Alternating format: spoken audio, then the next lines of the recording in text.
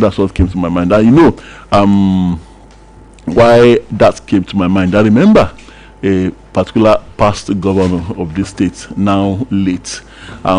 He came on a program, a special program on our channel, on our TV channel, and it was at a particularly difficult time for states all over the federation. It was he came on the particular program on that a special program. He came on the particular program on that a special program, and he now said that his government has paid that no one is being owed. Well, actually, they had paid some ministries, but some parastatals were still being owed, including ours, including the BCUS. So he said everybody has been paid. He said no one is being owed again. Then he now asked one of the presenters that, "Oh, or have you not been paid? Or have you not been paid?" You know what the presenter said? He said, "If you say so, sir." So now that President Tinubu is saying to Nigerians, your sacrifices are yielding results, I will say to Mr. President, if you say so, sir. Because I do not know. The results I am seeing now is not what I expected. Agencies have been deploying their men in flashpoints to make sure we don't have any unpleasant eventuality during the celebrations nationwide. Yes. And now President Tinubu again during his Idel Kabir message. I mean, in his Idel Kabir message, assured Nigerians that the economic reforms undertaken by his administration are beginning to yield positive results, declaring that the country has emerged from difficult times and is now on the path to sustained growth and stability. And in his 2026 Idel Kabir message yesterday, the president assured affected communities that the government remained committed to defeating terrorists and bandits threatening national peace and stability. Also, his wife, Oluyole, called on Nigerians to uphold the values of sacrifice, compassion, and peaceful coexistence as Muslims across the country. Well, Tola, the country has emerged from difficult times and is now on the path of sustained growth. When will we continue to come out of the path of sustained growth and economic stability? The president has said so that that the results are coming. So well, I don't know if you have seen those results. I am not really sure about the results. The only results I have seen are not very palatable, Bimbo. Increased hardship, and that's what I have seen. And the system continues to be in a shambles at the various sectors. Well, maybe there are a few good things that, but then I do not know. Maybe we do need those magnifying glasses, like someone did say, that Nigerians need magnifying glasses to see. But then, if we need magnifying glasses to see something, it means that thing is not very significant in size. So, if it's not very significant in size, then it cannot impact meaningfully on the masses. It cannot really do what it's supposed to do to improve lives. If I need magnifying glasses to see it, and a special, what kind of magnifying glasses? I called it a particular name. I can't remember now, because the English was more, the Turanchi was somehow too I don't know, too advanced. So even for me, so that's why I may not be able to remember that specific brand of magnifying glasses that aid of the president mentioned. Magnifying glasses to specification, what we call specs, like cars, American specs. So maybe magnifying specs. So now let's talk about Children's Day here now. Former President Atiku is canvassing investment. Former Vice President. Investment in education. Yes, and as the country, you're saying that as the country celebrates yet another Children's Day, which coincides with this year's Eid al-Adha, former Vice President Atiku Abubakar has stressed the importance of recognizing that the boundless joy and impactful future of every child lies in the decisions and sacrifices their parents and political leaders make today. And similarly, public health experts raised concerns over the growing scale of online harms affecting Nigerian children, warning that weak platforms, safeguards, and gaps in existing laws leave minors increasingly vulnerable to abuse, exploitation, and harassment online. Yes, the story goes on and on. It's not just what goes on online that threatens the future of young people. I think what is more of a direct threat, and I always say it, this idea that the government, the authorities, creating the impression that crime does pay, that crime is right, and I'm talking this morning again about the idea that we must sit down at table and negotiate with criminals, with yes. bandits, with terrorists, and of course we treat them with kid gloves. We offer them money. We give them a pat on the head for killing people, while we treat the victims as if they are responsible for their own plight. We treat those who have been hurt and those who families who have lost their loved ones to these evil elements as if they are the cause of their own misfortune. So that sends a signal to young people, even to children of today, and as they grow up, you give them the impression that it is okay, like I said, to be a criminal. One sheikh leading people into the bush in full glare of television, national television cameras, with armed escorts, and them sitting down with terrorists who sit down, who also sit down and brandish their weapons, and then the next morning they are splashed on the front pages of newspapers, and people coming out to as if that is a kind of trade. The sheikh goes into the forest as if he's negotiating with a trade union, negotiating on behalf of the federal government. So all these things send wrong signals to young people as they are growing up. You destroy their minds. Their minds are open books, and whatever you write on it will stay permanently. So if they decide to grow up and become criminals, as long as they are powerful enough to negotiate and to also speak from a point of strength, then they are good to go. They are good to go to sit down in one governor's office up there somewhere around the country, and they can dictate whatever they want and tell you that this is what I do. I'm a criminal, and no pretense about it. Meanwhile, here in Oyo State, still on Idel Kabir, Governor Sheyi Makinde has been appealing to residents of the state to remember the abducted teachers and pupils in Oluyole local government in their prayers, assuring that the government was making concerted efforts to secure their rescue. And the further urged residents of the state to remain vigilant during and after the celebrations, noting that heightened security consciousness had become necessary in view of the security challenges facing the country, including banditry and kidnapping. What this was contained in a statement signed by his special advisor on media, Dr. Sulaiman Olanrewaju, and they said Idel Kabir is a significant festival of sacrifice and obedience, praying that Almighty Allah would preserve the lives of the faithful to witness many more celebrations in good health and prosperity. Also, the Olubadan Oba Rashidi Ladoja has also been talking, and they also emphasized the need for residents to be security conscious during the celebrations.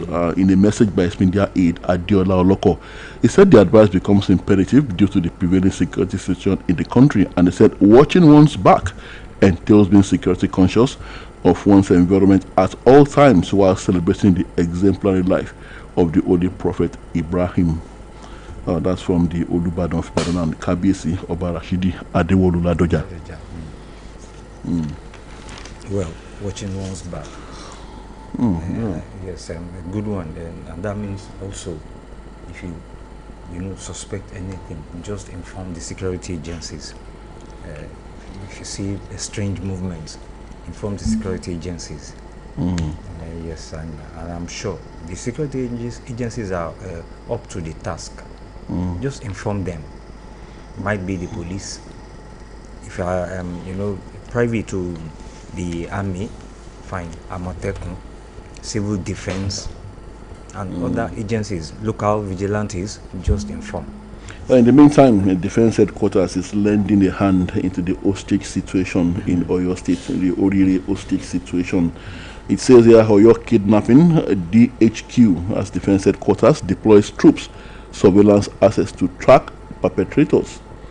And defense headquarters is also saying that troops killed 317 terrorists, rescued 221 victims in May. And there's some further good news concerning the situation. Well, not the original situation, but the event at Crane here in Oyo State. It says kidnapped Crane IBDC workers regain freedom. Well, that sounds like good news. But the workers at the Cocoa Research Institute of Nigeria. Okay, it says the Joint Security Task Force has moved into the forest in Oluyole local government area to smoke out criminals from their hideouts. This is as the chairman of the council, Akim Olasoji, warned any group or individual that may attempt to perpetrate crime in the area would have themselves to blame. Also, it was gathered that the staff of the Cocoa Research Institute of Nigeria, who were kidnapped on the premises of the institution last week, have regained freedom. Besides, the staff members of Ibadan Electricity Distribution Company, IBDC, who were kidnapped alongside Ibadan Abeokuta Road, have been released. The two incidents were reported by the Nigerian Tribune. Now, Olasoji, in a renewed security effort, warned intruders to steer clear of the area. Well, the council chairman was actually led them what they call the security show of force in the area. Well, I don't know. I think it was Akinyele. He was trying to send a message to the kidnappers and other would-be criminals. And the story here does not tell us how the crane workers regained their freedom and the IBDC workers. But then, from what we are seeing, they didn't say they were rescued. I'm looking at the use of words here. It said they regained their freedom. So probably, maybe we cannot readily confirm. Maybe ransom was paid, but the story doesn't say. But thank God that they regained their freedom, and we pray and hope that very soon those in the forest of Oluyole local government area will also regain their freedom. We continue to pray for them, well, as the governor has said, and then either ways, be it ransom payments, be it a successful rescue operation. What is important is that these people return to us unhurt. Yes, we'll take a break now. We'll be back. It's choco time. Donna Choco is here with a taste you love. Just open for and enjoy the chocolatey ride. Donna Choco 3-in-1. Ooh, taste it, love it. Donna Choco 3-in-1. Ooh, I love it. Introducing the new Dano Choco 3-in-1. It's tasty, creamy, and satisfying. Taste it, love it.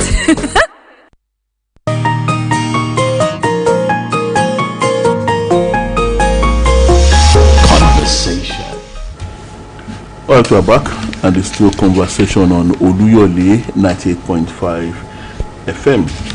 We're still taking major headlines, and well, on politics, Bimbo, primaries fallout. Banner headline before me this morning: defeated gubernatorial aspirants, senators, reps, perfect defection moves. So, Bimbo, really, what have you beauty? Like you always say, last minute they will just ideology. Yes, they will just change their minds. So because they lost after the primaries, now it is time to move again. It's time to defect again. Instead of rallying around those who won and then, supporting them. And they still want to tell us that they are jumping from one boat to another. It's still in the interest of the people, of their constituents. It's still because they want to serve and not because of their own selfish interest. They want to have us believe that now they lost out at the primaries. Now they want to abandon the party again, and shamelessly, Bimbo. There's a rider here says NDC, PRP top list of preferred parties as Abuja Courtroom opens the floodgates.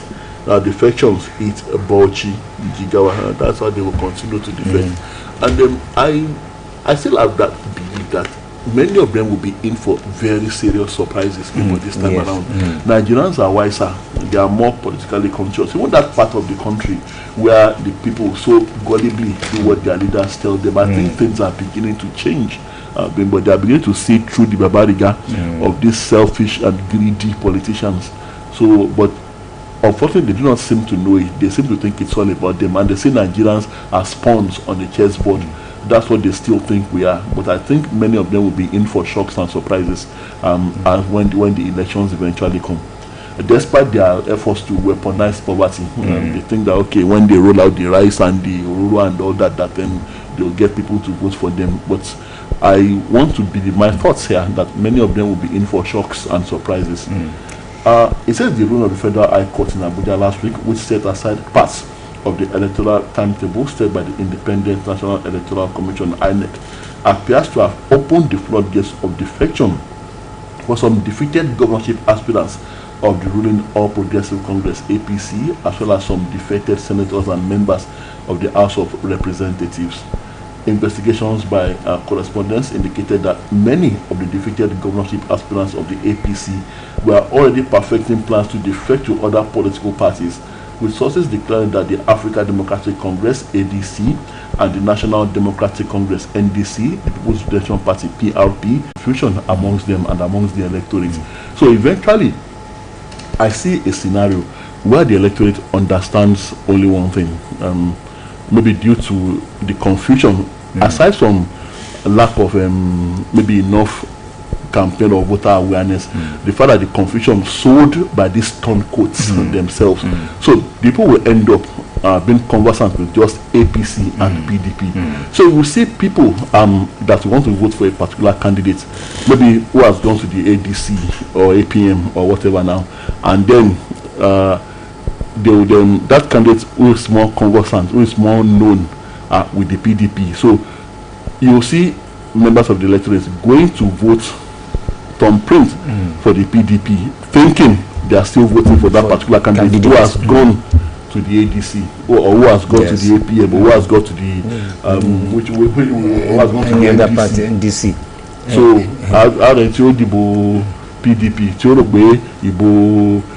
to the young? Yes. Yes, I was informed of one event yesterday. One party in Oyo State, in the Oyo State party, they had their primaries yesterday. As two aspirants are laying claim to the governorship ticket of the party in Oyo State, Busari has been disqualified by the screening committee of the party, thereby leaving the former special advisor to the governor for Oyo State, Fatai Owosheni, as contestant.